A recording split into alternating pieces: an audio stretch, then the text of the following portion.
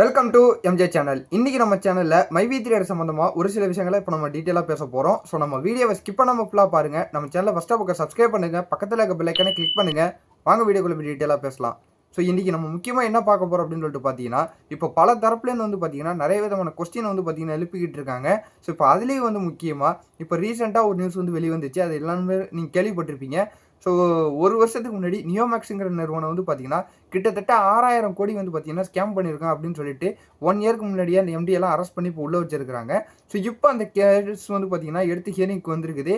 So இன்னைக்கு ஜட்ஜி என்ன தீர்ப்பு கொடுத்துருக்காங்க அப்படின்னு சொல்லிட்டு பார்த்தீங்கன்னா, அதில் செயல்பட்டு வந்துகிட்டு இருந்த ஏஜென்ட்டெல்லாம் பார்த்தீங்கன்னா ஏஜென்ட்டோடைய சொத்துக்கள் எல்லாம் முடக்கணும். ஸோ அதெல்லாம் முடக்கி வந்து பார்த்தீங்கன்னா அதில் யார் யாரெல்லாம் இன்வெஸ்ட் பண்ணியிருக்காங்களோ அவங்க எல்லாருக்கும் பணத்தை திருப்பி கொடுக்கணும் அப்படின்னு சொல்லிட்டு வந்து ஒரு அதிரடி ஒரு முடிவு ஒன்று கொடுத்துருக்குறாங்க.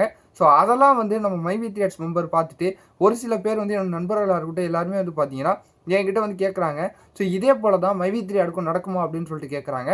ஸோ இதில் நான் சொல்லிக்க வேண்டியது என்ன அப்படின்னு சொல்லிட்டு பார்த்தீங்கன்னா, 2 கேஸும் வந்து பார்த்தீங்கன்னா வேறு. நியோமேக்ஸுங்கிறது வேறு, ஸோ மைவி3 வேறு. ஸோ நியோமேக்ஸ் நிறுவனத்தை வந்து பார்த்தீங்கன்னா முற்றிலுமாக சீல் பண்ணியிருக்கிறாங்க, பேன் பண்ணி சீல் வச்சுருக்கிறாங்க. ஆனால் மைவி3 வந்து பார்த்தீங்கன்னா இது டோட்டலாக வேறு. ஸோ எம்டி வந்து பார்த்தீங்கன்னா ஆல்ரெடி அவங்களாவே வாண்டடாக போய் சரண்டர் ஆகிருக்கிறாங்க. அது மட்டும் இல்லாமல் அவங்க கேட்ட ப்ரூஃப் எல்லாத்தையுமே கொடுத்துருக்குறாங்க.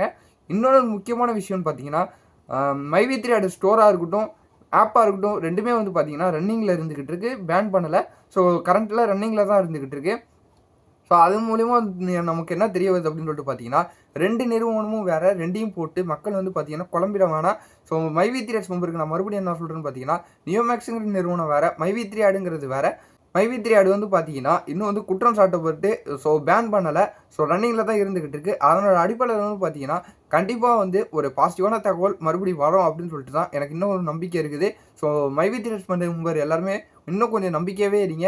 ஸோ உங்களுடைய நம்பிக்கை வந்து கொஞ்சம் கொஞ்சமாக குறைகிறது எனக்கு நல்லாவே தெரிய வருது. ஸோ இந்த மாதிரிலாம் நீங்கள் புதுசாக யோசிச்சு என் கமெண்ட்டாக இருக்கட்டும், ஸோ நிறைய பேர் வந்து நேர்லேயே என்கிட்ட கேட்டுக்கிட்டு இருக்கீங்க கால் மூலியமாகவும். ஸோ அது வந்து பார்த்தீங்கன்னா இன்னும் கொஞ்சம் பொறுமையாக இருங்க. வேறு ஏதாவது நல்ல தகவல் வரும் அப்படின்னு சொல்லிட்டு தான் நான் எதிர்பார்க்குறேன். ஸோ இப்போதைக்கு இந்த தகவல் வந்து பார்த்தீங்கன்னா நியோமேக்ஸுக்கும் இதுக்கும் சம்மந்தப்படுத்தி நிறைய பேர் வந்து பார்த்தீங்கன்னா வீடியோ போட்டு தவறான கருத்துக்களை போட்டுக்கிட்டு வந்துக்கிட்டு இருக்காங்க. ஸோ ஒரு நியோமேக்ஸுங்கிற கம்பெனி வேறு, மைவி3 வேறு.